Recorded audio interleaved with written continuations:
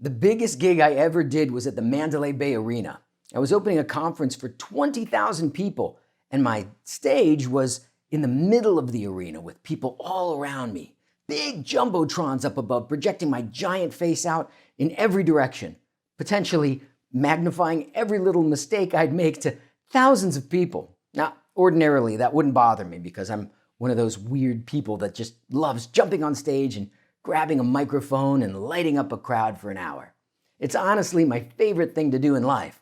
But something happened right before I went on stage at that event that gave me full-on stage fright like I had never experienced before. I realize a lot of people give up opportunities for career advancement and leadership and profitability and influence simply because of a fear of public speaking. Have you ever experienced this? Have you ever felt nervous before speaking in front of a group?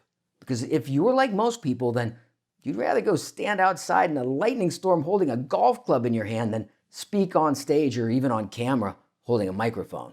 I mean, we've all heard that people's number one fear is the fear of public speaking, right? You know what number two is? Death. Apparently, public speaking is the scariest job for people to do. The scariest.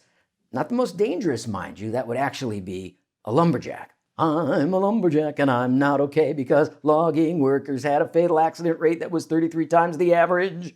Monty Python didn't include that frightening statistic in their little ditty, did they?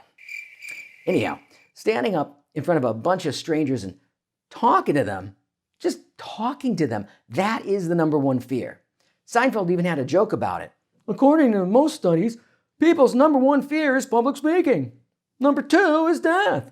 Death is number two. That means that at a funeral, most people would rather be the guy in the box than the guy delivering the eulogy. What's the deal with that? And by the way, whose funeral are you going to in that joke? Right? The lumberjacks.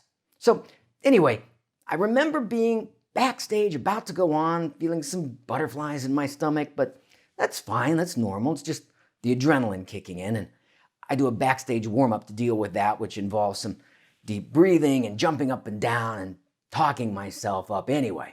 But I didn't get to do it at this gig because the person who booked me suddenly came up behind me just as the announcer was about to introduce me to the crowd.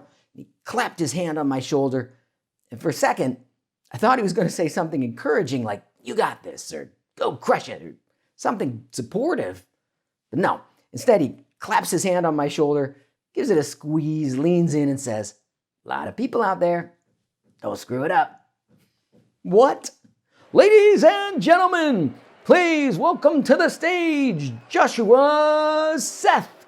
Now, even professional public speakers get stage fright, it's true, but I had never experienced it until that moment. And then all of a sudden, I found myself taking the longest walk of my life out to the platform in the center of that arena with the roar of the crowd in my ears, but from a distance, like it was a dream, like I was sleepwalking out there. Because all I could think of was, don't screw up, don't screw up, don't screw up. Now, I toured as a hypnotist for many years, so I know a thing or two about the suggestive nature of the messages that you give yourself. And this is called negative self-talk. Even though you're saying don't screw up, your subconscious mind doesn't recognize the negative word in the phrase. It'll just erase it from the sentence. So if you tell yourself don't screw up, your subconscious mind actually hears screw up. And that's exactly what you'll program yourself to do. It's like having a heckler in your head saying, "I'm not good enough. I'm not smart enough. Nobody wants to hear what I have to say anyway. Don't screw up." What if I'm up there talking about how to improve your voice and my own voice goes out? What if? Don't screw up. So finally, I get to the stage. What if I fall off the stage? Don't screw up. And I shake it off. I look out at the crowd. Thousands and thousands and thousands of faces full of expectation looking back at me. And I take a moment, which is the best thing to do when you're experiencing stage fright. Just stand there and take a moment for yourself. Nobody's going to know what you're doing anyway, and it'll build anticipation in the audience. Just take a breath, and here's the key. Think about them. Think about how what you're about to say will benefit them.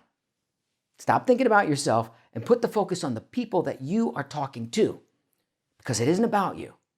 It's about the people that you're speaking to. And the secret to overcoming stage fright and speaking with confidence is to get out of your own head and focus on what you can give rather than what you can get. Instead of worrying about how people will perceive you, focus instead on who in your audience needs to hear what you have to say. And that is the story of that one time I had stage fright in Las Vegas, how I got over it, and how you can too.